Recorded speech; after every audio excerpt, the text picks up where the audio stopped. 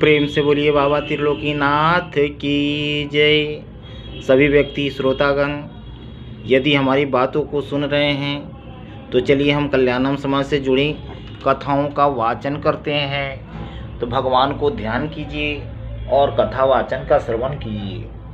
कथा सुनने से पहले आप हाथों को अवश्य जोड़ें और 4 बार जय बाबा त्रिलोकीनाथ बोलें। जय बाबा त्रिलोकीनाथ, जय बाबा त्रिलोकीनाथ, जय बाबा त्रिलोकीनाथ, जय बाबा त्रिलोकीनाथ। कथा है एक श्रापित सेठ पुत्र की। कथा है एक श्रापित सेठ पुत्र की। प्रेम से बोलिए बाबा त्रिलोकीनाथ की जय। चूँकि यह सर्वविदित है कि संतानहीन जीवन व्यक्ति के लिए मरण तुल्य होता है। आज के इस आधुनिक युग में शादी के कुछ ही दिनों बाद उसके समाज के सारे लोग उससे संतान की आशाएं करने लगते हैं और समय यदि अधिक बीतने लगे तो वे उन पति एवं पत्नियों को हीन भावना से देखते रहते हैं। यहाँ तक कि उन्हें से प्रताड़ित किया जाता है। कभी कभी तो ऐसी स्थितियां आ जाती है कि पत्नी को अनेक प्रकार के कष्टपूर्ण यातनाएं प्रदान कर उसे त्याग दिया जाता है अथवा उसे जान से मार भी दिया जाता है।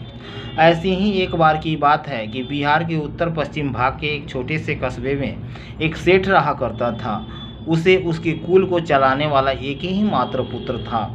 समयानुसार बड़ा होने पर बड़ी ही धूमधाम से उसकी शादी कर दी गई, लेकिन 1-2 साल गुजरने पर उसे कोई संतान की प्राप्ति नहीं हुई। प्रेम से बोलिए बाबा त्रिलोकीनाथ की जय। अब कन्या को तरह तरह से प्रताड़ित किया जाने लगा। ऐसी स्थिति आ गई कि उस कन्या को जान से जाना पड़ा। सेठ ने पुनः एक सुंदर कन्या के साथ अपने पुत्र की शादी रचाई। इससे भी संतान की प्राप्ति न होने पर इसकी भी वही स्थिति हुई। इसे भी अपने जान से जाना पड़ा। इस प्रकार तीसरी, चौथी आदि शादी के पश्चात भी कोई संतान की प्राप्ति नहीं हुई। अंत में पता चला कि उस सेठ का पुत्र ही पिता बनने योग्य नहीं था।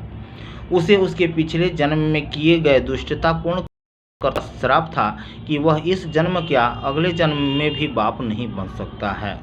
इस सभी बातों को लेकर सेठ नित्य चिंतित रहने लगा।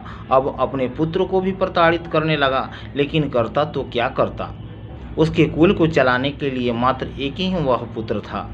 उसके न रहने पर उसके कुल का अंत हो जाता। अतः वह इस कारण जगह जगह पर अपने पुत्रों को ले जाया करता था। ऋषि मुनियों के साथ साथ डॉक्टर आदि का भी सलाह लिया करता था। एक बार एक बूढ़ा आदमी ने उस पर तरस खाकर बोला, अरे सेठ, तुम तो अत्यंत घमंडी हो। तुम्हें तो कुछ बताना नहीं चाहिए, क्योंकि बाबा त्रिलोकीनाथ के चर्चा का नियम है कि घमंडी, दुष्ट आदि पुरुषों के समक्ष उनकी चर्चाएं नहीं की जाती है। लेकिन मैं तुम पर तरस खाकर यह बता देना चाहता हूँ कि यहाँ से दूर गांव के उस पार जंगल में एक मंदिर है।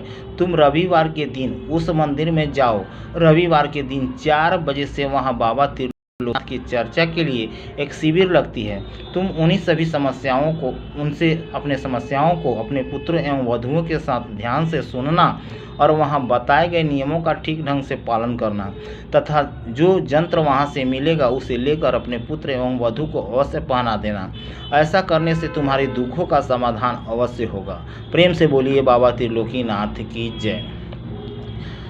इस बार वह सेठ बोला, लेकिन बाबा उस यंत्र का क्या कार्य है। तब बूढ़ा आदमी बोला, सेठ, इसके बारे में उस शिविर में बड़े ही विस्तृत रूप से बताया जाएगा, लेकिन मैं 2 शब्द में बता देना चाहता हूँ कि यह यंत्र साइड इफेक्ट नहीं डालता। पूर्व जन्म के पापों को तो अंत करता ही है, नए जन्म में भी अच्छे कार्यों को करने के लिए प्रेरित करता है। इससे भूत भय से रक्षा तो होती ही है, ग्रहों आदि से भी शांति प्राप्त होती है एवं सर्व कामना पूर्ण होता है। इसे धारण करने से कष्ट नहीं आते, कोई रोग उत्पन्न नहीं होते तथा बुरी नज़र से रक्षा होती है। इससे व्यक्ति अपने लक्ष्य को प्राप्त करने में सफल होता है। इतना सुनते ही वह सेठ हार्दिक प्रसन्न हुआ और ठीक उसी ढंग से कार्य किया। रविवार के दिन 4 बजे से वह बाबा त्रिलोकीनाथ के शिविर में गया और बाबा की कथाओं को ध्यानपूर्वक सुना, उनके नियमों को ठीक ढंग से समझा और उसी समय उसके पुत्र एवं उसके पुत्रवधू उन सभी नियमों का पालन करना शुरू कर दिए। इनके भक्ति भावना के परिणाम स्वरूप समय पर उन्हें एक पुत्र की प्राप्ति हुई, जिससे वह सेठ हार्दिक प्रसन्न हुआ और उसी समय से वह सारे खर्च को सहन कर बाबा की चर्चाएं कराने लगा। अब उसके दुखों का अंत हुआ, उसके वंश वृद्धि होने लगे और अब उन्हें जीवन में कोई कष्ट नहीं रहा, अर्थात अब वे खुशहाल जीवन व्यतीत करने लगे। अतः जीवन को धन्य बनाने हेतु हमें कल्याणम समाज को अवश्य अपनाना चाहिए तथा बाबा त्रिलोकीनाथ के शरण में अवश्य जाना चाहिए। तो प्रेम से बोलिए बाबा त्रिलोकीनाथ की जय।